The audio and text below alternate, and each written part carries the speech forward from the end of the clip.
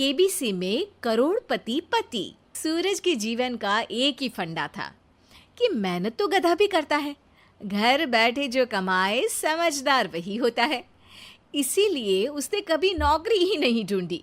इस बात से हालांकि उसकी पत्नी शिखा बिल्कुल भी अग्री नहीं करती थी, पर फिर भी सूरज को समझाना बेकार था। टीवी में कैसे बनोगे करोड़पति का ऐड देखकर उसे लगा कि बस अब तो घर बैठे ही वो करोड़पति बन सकता है, और उसके पीछे उसने अपने सारे सोर्सेस एक्टिव कर दिए। 2 हफ्ते में उसके कलीग के साले के पड़ोसी के बेटे का सोर्स निकलता है जो कि उसे शो में पहुंचा सकता है, और सूरज उससे मिलने चला जाता है। अच्छा, तो हमें मुकेश जी बता रहे थे कि आप हमें शो में पहुंचा सकते हैं। हाँ, उसमें कोई तकलीफ नहीं है।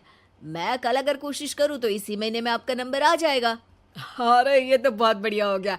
अच्छा, वो सिलेबस और क्वेश्चन पेपर का कोई जुगाड़ है क्या? हैं?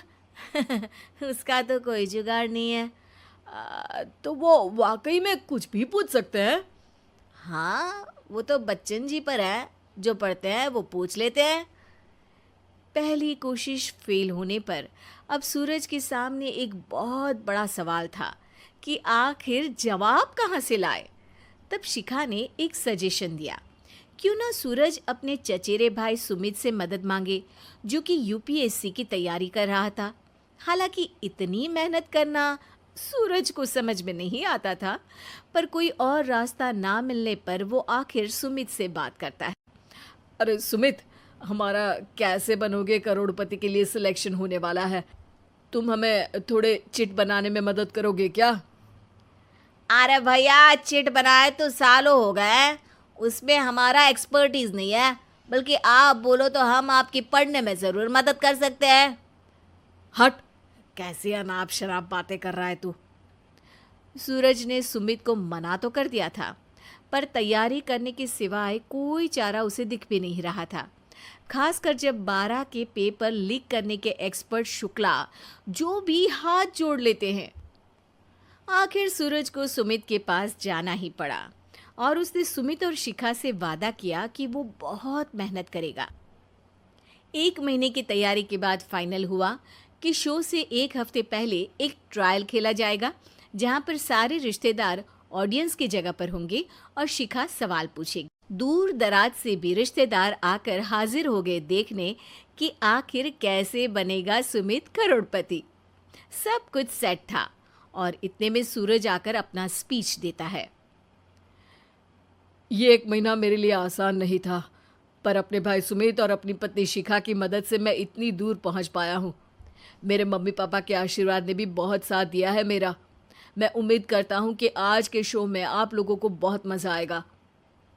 साक्षी पहला सवाल पूछती है और पूरे कमरे में सन्नाटा छा जाता है। इंडिया में कितने स्टेट्स हैं? 3, सॉलिड, लिक्विड और गैस। अरे रुकिए, तो ऑप्शंस तो देने दीजिए। इतने में 5वीं कक्षा का चिंटू बोल उठता है। अरे क्या मामा, आप तो पहले सवाल पर ही आउट हो गए। अरे बेटा, पहला सवाल तो ट्रायल होता है ना। अरे तुम अब देखना। देखने जैसी बात तो थी ही। सूरज को इतना शांत किसी ने नहीं देखा था। कभी कभी तो लगता था मानो सूरज आंख खोलकर ही सो गया हो। मामा जल्दी करो प्लीज, कल सुबह पनवेल भी तो निकलना है। अरे हट, कंसंट्रेट करने दे मुझे। 3 सवाल में 3 लाइफलाइन खत्म हो चुकी थी, और अब चौथे सवाल पर भी सूरज का मौन नहीं टूटा। पर सूरज अभी भी हार मानने को तैयार नहीं था। उधर हर कोई सूरज को छोड़ सुमित को देख रहे थे। आखिर सुमित ने ही तो पढ़ाया था सूरज को। गजब बेइज्जती है यार। अरे बेटा, तो बाप का, दादा का, भाई का, सबका नाम बुड़वाएगा। अरे 3 लाइफलाइन ले ली तो भी तेरा कुछ नहीं होना है।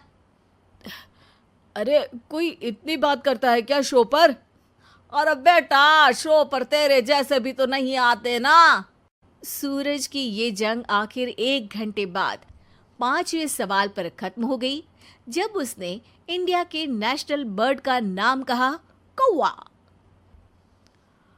अरे बेटा, मजा तो बहुत आया, बस थोड़ा टाइम पर खत्म होता तो आनंद भी आ जाता। ताने बारिश के बूंदों की तरह बरस रहे थे और सूरज को भी समझ आ रहा था कि ये करोड़पति बनना शायद उसके बस के बाहर की बात है। पर वो आखिर ये बात मान कैसे लेता? वो सख्त लौंडा जो ठहरा, उसने सोचा कि बेइज्जती तो हो ही चुकी है, पर अगर मैं हार नहीं मानूं तो शायद कुछ हो सकता है। शिखा, तुम देखना, असली शो में आग लगा दूंगा, आग, करोड़पति बनूंगा मैं। हाँ, सब्जियां खत्म हो गई है घर पे, ले आओ। पहले पति बन जाओ, फिर करोड़पति बनना। अरे गजब बेइज्जती है यार। बेटा, अभी तो घर पर ही हुई है, 1 हफ्ते में तो तुम देश के सामने करवा कर आओगे। वैसे जब टीवी पर जाओ ना, तो बस अपने मम्मी का ही नाम लेना, ठीक है? कोई पूछे तो बोलना कि पापा नहीं है मेरे। अरे पढ़ाई की, पेपर निकलवाए, इतने सारे लोगों को खाना खिलवाया, क्या फ़र्क पड़ा? इसीलिए मैं कहता हूँ कि मेहनत तो गधा भी करता है, घर बैठे जो कमाए वही सिकंदर। लेकिन मामा, गधे भी जानते हैं कि हमारा राष्ट्रीय पक्षी मोर है।